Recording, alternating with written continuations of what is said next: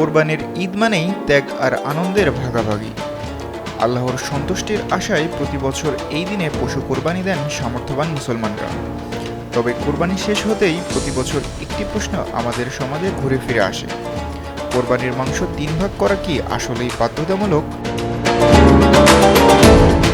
আমাদের সমাজে যুগ যুগ ধরে একটি নিয়ম প্রচলিত রয়েছে, তা হলো মাংসের 1 ভাগ নিজের, 1 ভাগ আত্মীয় স্বজনের, আর বাকি 1 ভাগ দিতে হবে গরিব মিসকিনদের। ধর্মীয় গবেষক ও আলেমদের মতে এভাবে 3 ভাগ করা অবশ্যই কোরআন ও হাদিস দ্বারা সমর্থিত এবং এটি অত্যন্ত উত্তম বা মুস্তাহাব একটি আমল। আল্লাহর রাসূল সাল্লাল্লাহু আলাইহি ওয়াসাল্লাম নিজেও এভাবে মাংস বন্টন করতেন।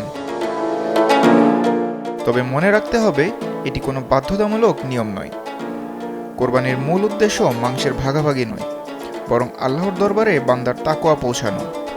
ইসলামিক ফাউন্ডেশন বলছে, কোনো কোরবানিদাতা যদি চান তবে তিনি সবটুকু মাংস নিজে খেতে পারেন, আবার চাইলে সবটুকুই দান করে দিতে পারেন।